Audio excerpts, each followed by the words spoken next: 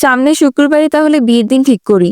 ফারাজ অব্র চোখে চোখ রেখে বলল, আগেই বলে রাখছি, বিয়ের পরও কিন্তু বউ নিয়ে আমার চোখের সামনে থাকবে। ফারাজ যেখানে অব্র সেখানে। অব্র মৃদু হেসে উত্তর দিল, আপনাকে ছাড়া কোথাও যাওয়ার কথা শুধু মুখে আনা নয়, চিন্তাও আসে না। হঠাৎ আয়েশা মাঝখান থেকে উঠে বলল, আমার থেকেও মনে হয় ফারাজ আব্বাকে বেশি ভালোবাসেন। অব্র আয়েশার দিকে তাকিয়ে হালকা হাসলো। তাই মনে হলো? হুম। আয়েশা নিচু গলায় বলল, তাহলে হয়তো তাই। ফারাজ ভাই আর আমার সম্পর্কটা গাছ শেকড়ের মতো। শেকড় উপড়ে ফেললে যেমন গাছ বাঁচে না, তেমনি ফারাজ ছাড়া আমি মৃত। আয়েশা জানে না কেন এমন কথাতেও তার মনে এক বিন্দু খারাপ লাগছে না, বরং যেন একটা শান্তির ঢেউ বইছে ভেতরে। তার মনের গভীরে একটা কণ্ঠধ্বনি হচ্ছে, এই মানুষটাকে যদি একবার ভালোবাসা যায় তাহলে হয়তো সে প্রাণ দিয়েও দেবে। এই মানুষটাকে না ভালোবেসে থাকা সত্যি অসম্ভব। নিশুতি রাত, বৃষ্টির স্নিগ্ধতায় জেগে থাকা আরাম ছড়িয়ে আছে চারপাশে। গরমে ক্লান্ত শহর মৃদু শীতল বাতাসে একটু স্বস্তির নিঃশ্বাস ফেলছে। সেই নিঃশ্বাসের মাঝে আয়েশা চোখে ঘুম নেই, মাথার ভেতরে ঘুরপাক খাচ্ছে হাজারো ভাবনা। এই বিয়ে কি সত্যিই হবে? সে কি প্রস্তুত এমন এক জীবনের জন্য যেখানে কেউ নিঃস্বার্থভাবে তাকে ভালোবাসবে? আয়েশার জীবনে ভালোবাসা অপ্রাপ্তির মতো, অথচ আজ অব্রুর চোখে সেই ভালোবাসার প্রতিচ্ছবি স্পষ্ট। বিশ্বাস হচ্ছে না কিছু। সেই রাতে আয়েশার আর ঘুম হয়নি। বিয়ে হবে তার। সে কি কখনো এত ভেবেছিল তার মতো মেয়েকেও কেউ ভালোবাসবে? আয়েশা বারবার এপাশ ওপাশ হয়। তার দাদি পাশেই ঘুমাচ্ছে। বাহিরে তখন বৃষ্টি নেমেছে। সারাদিনের অসহ্য গরম এখন উধাও। শান্তি লাগছে। রাত তখন শেষের দিকে। হুট করে দরজায় করাঘাত পেতে আয়েশা উঠে দাঁড়ায়। তার ভয় করছে না। আয়েশা চুপি চুপি উঠে দরজা খুলে দেয়। ছাতা হাতে দাঁড়িয়ে আছে একটা লোক। আয়েশার হাতে একটা প্যাকেট ধরে অন্ধকারে মিলিয়ে যায় সে। আয়েশা চারপাশে তাকিয়ে দুয়ার এঁটে দেয়। প্যাকেট খুলে হাত বুলায়। ভেতরে অনেক কিছুই আছে, তবে খাম মোড়ানো সেই চিঠির বাজ সে আগে খুলে। অন্ধকার ঘরের মধ্যে চিঠি পড়া যাবে না। সে প্যাকেটে সবকিছু ভরে লুকিয়ে ফেলে। দাদির দিকে একবার তাকায়, তা ঘুমিয়েই আছে। আয়েশা মুচকি হাসে। ফ্যানের দিকে তাকিয়ে হাত কপালের উপর রেখে গায়ে চাদর টেনে চোখ বন্ধ করে। আপাতত একটু ঘুমাতে হবে, সামনে আবার বিয়ে, কত কাজ। দেখতে দেখতে সপ্তাহখানেক কেটে গিয়েছে। কাল শুক্রবার, অব্র আয়েশার বিয়ে। কোনো আয়োজন ছাড়া, কোনো গান বাজনা ছাড়া। এটাই আয়েশার স্বপ্নের বিয়ে।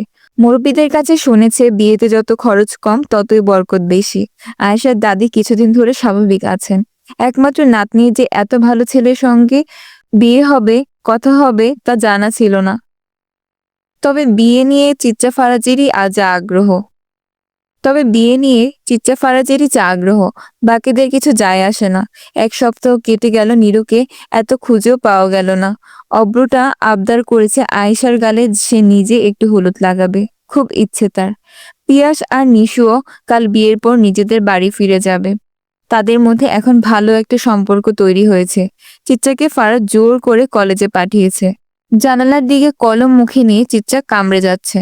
ক্লাসের একেবারে শেষ মাথায় বসেছে সে। ইংরেজি স্যার লেকচার দিচ্ছে। এসব লেকচার মানুষ শোনে? চিচ্চার পাশে যে মেয়েটি বসে আছে তার নাম মরিয়ম। কলেজে আসার পর থেকে এই মেয়ের সাথে টুকটাক কথা হয়েছে। বাকিগুলো তো সব এক একটা ন্যাকামির বস্তা।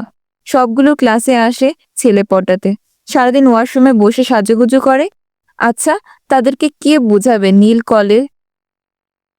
নীল কলেজ ড্রেসের সঙ্গে লাল লিপস্টিক দেওয়াটা নায়িকা নয়, বরং হারপিকের বোতল লাগে। চিচ্চা খাতের উপর আঁকিবুকি করে। ধ্যাৎ, আর ভালো লাগছে না। কাল আয়েশার বিয়ে, আর আজকে আমাকে জোর করে ধরে বেঁধে ফারাজ তাকে কলেজে পাঠিয়েছে। এসব কি মানা যায়? এখনো কত কি কেনা বাকি। এমন নাকি স্বামী হয়। চিচ্চা মনে মনে ঠিক করেছে পরীক্ষা বারবার ফেল করবে।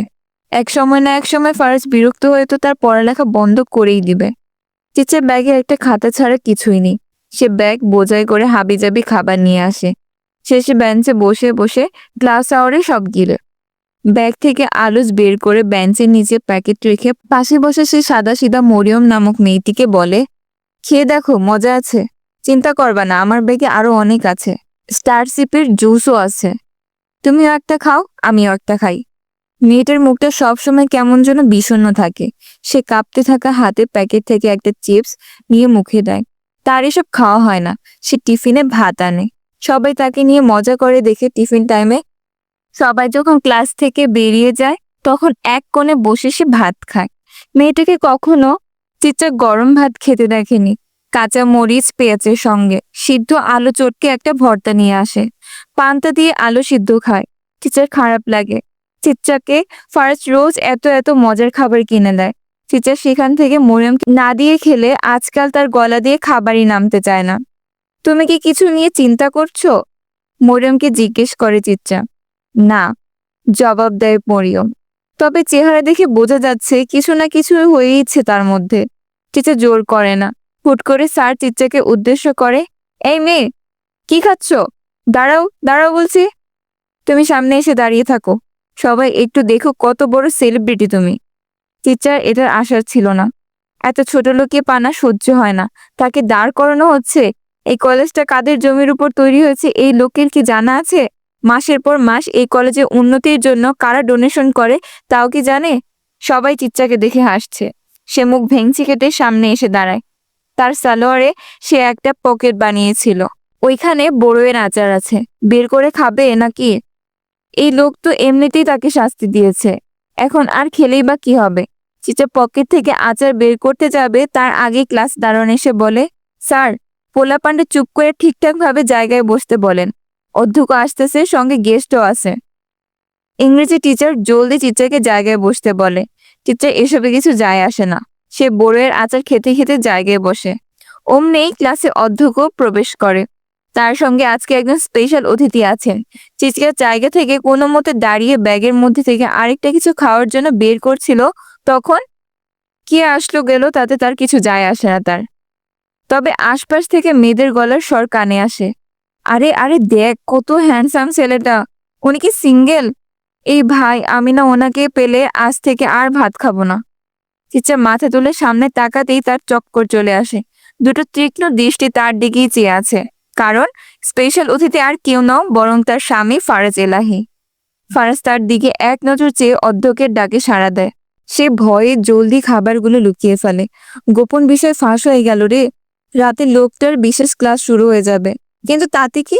সে ওই ক্লাসই করতে চায়। এই ঘোড়ার ডিমের পড়ালেখা করে লাভ কি? কোন মাথা মোটা যে এসব পড়ালেখা আবিষ্কার করছে তাকে পেলে চুল ন্যাড়া করে মাথায় তবলা বাজাতো সে। কেমন লেগেছে ফারাজ এলাহি? এটা কমার্সের ক্লাস। আপনার ফ্যামিলি মেম্বার তো নিরু, তো আর্টসের ছাত্রী। তবে এই ক্লাসেও একজন আছে। কি বলছেন? আমাকে বলবেন না? তাহলে আমি তার বিশেষ কেয়ারের ব্যবস্থা করতাম।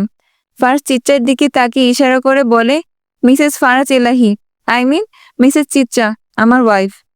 অধ্যক্ষ নিজেও অবাক হন। এই কলেজ এলাহি বাড়ির সম্পত্তির মধ্যে পড়ে। এত বড় মানুষটার স্ত্রী এখানে বসে তা কি করে যে অজানা রয়ে গেলেন? ফারাজ এলাহির সামনে লজ্জায় পড়তে হলো। এদিকে ক্লাসের ইংরেজি টিচার তো মনে মনে খোদার নাম জপে যাচ্ছেন। কলেজ যাদের তাদের বাড়ির বউকে এখানে দাঁড় করিয়ে রেখেছেন। যদি ফারাজ এলাহির কাছে নালিশ করে আর তখন এলাহি তার চাকরি খেয়ে ফেলে। চিচা উঠে দাঁড়ায়। সে সবগুলো আচার একেবারে মুখে ঢুকিয়েছে দেখে কথাও বলতে পারছে না। ক্লাসের মেয়েদের তো চোখ বেরিয়ে আসার উপক্রম। এই খাদক মেয়ের এত সুন্দর স্বামী কি করে সম্ভব? সেদিন বাড়ি ফেরার আগে চিচা কলেজে বিরাট একটা কাণ্ড করে এসেছে। যে মেয়েটা তার স্বামীর দিকে নজর দিয়েছিল তার পিঠে জামার সাথে পিন দিয়ে চোরের মতো কাগজ লাগিয়ে দিয়েছিল।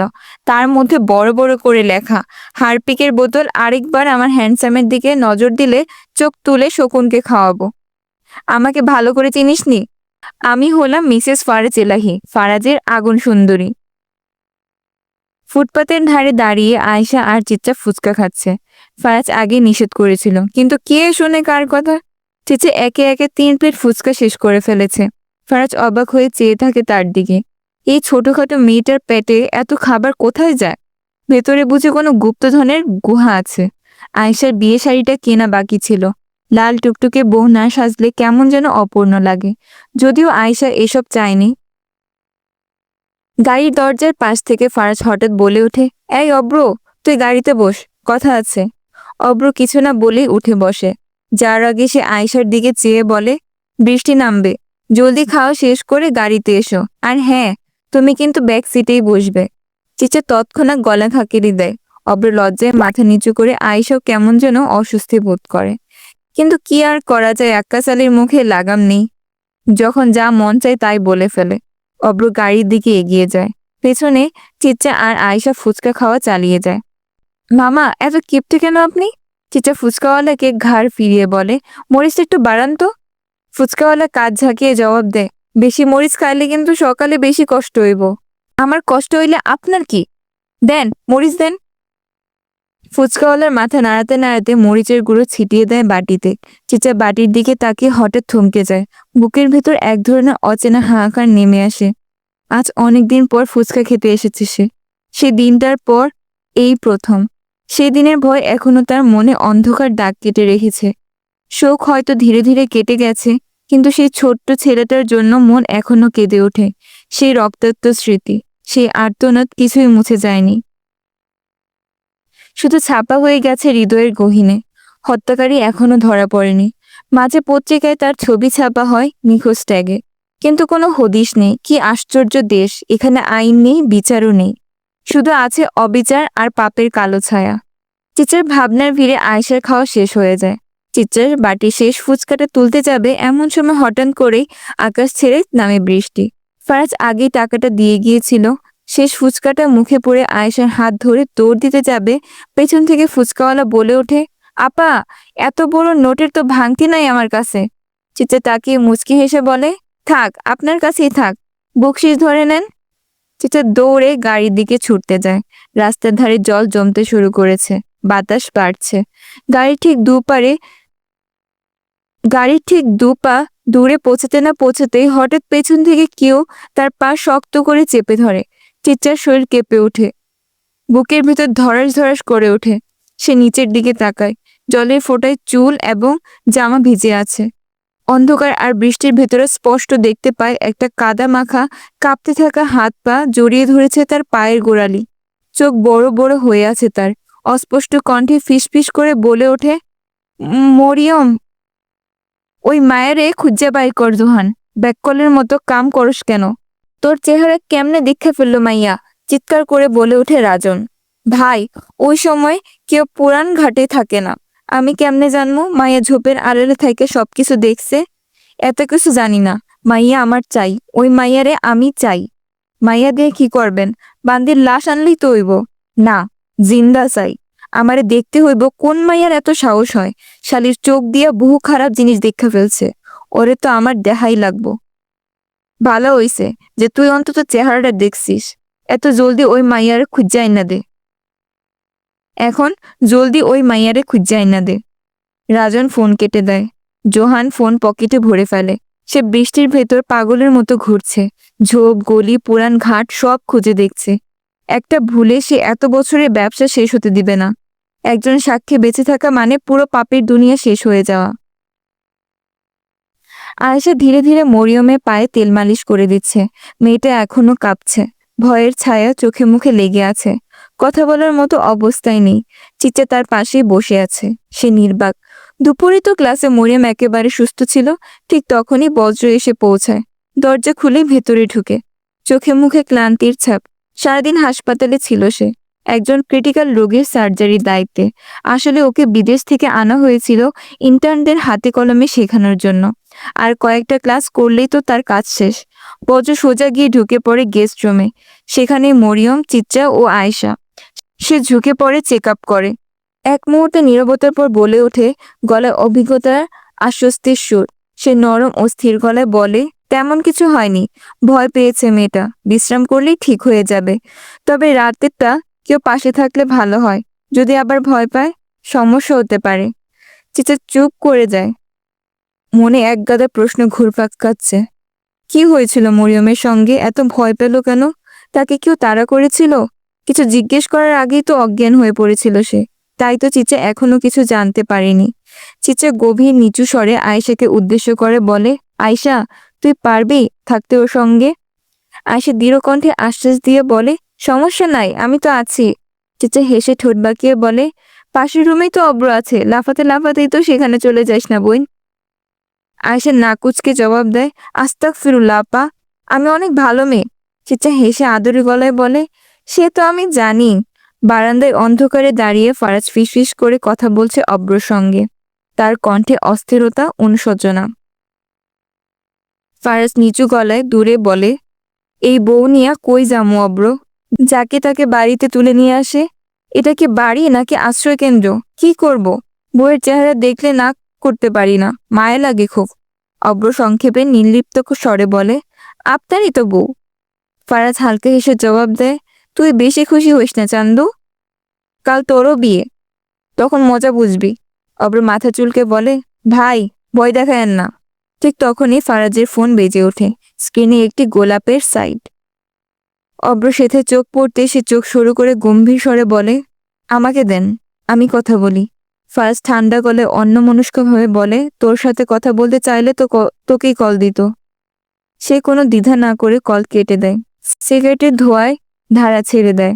একটা দীর্ঘ নিঃশ্বাস ফেলে ক্লান্ত গলায় বলে, এই মেয়েটা অনেক বেশি জেদি হয়ে গেছে। অব্র চোখ সরু করে কটাক্ষ করে, আপনার হাতে গড়া, বুঝতে হবে না? ফার্স্ট চোখ নামিয়ে বলে, ইদানিং বেশি জ্বালায়। ভাবি সন্দেহ করে? না, করে না, কিন্তু করতে কতক্ষণ। আমার ফোনে কল এলে সে ধরে না। তবে ওই দিন নজর পড়েছিল, কোনো রকমে বাঁচালাম। অব্র গভীর স্বরে বলল, আপনি হুট করে বদলে গিয়েছেন ভাই, সব ভুলে গিয়েছেন। এখানে আসার পেছনে কিন্তু আপনার আলাদা উদ্দেশ্য ছিল। কই ভাই, মানুষ খুন করতে তো আপনার বুক কাঁপে না? তাহলে আপনি এখনো উদ্দেশ্য পূরণ করছেন না কেন? এত মায়া বাড়িয়ে লাভ কি? বুক কাঁপবে কেন? অভ্যাস হয়ে গিয়েছে রক্তে হাত রাঙানো। সেটাই তো বলছি, বুক কেন কাঁপছে? আসলে ভালোবাসে মেজে গেছেন আপনি। এখন আপনাকে বেছে নিতে হবে যে কোনো একটি, হয় এই দুনিয়া, না হয় ওই দুনিয়া।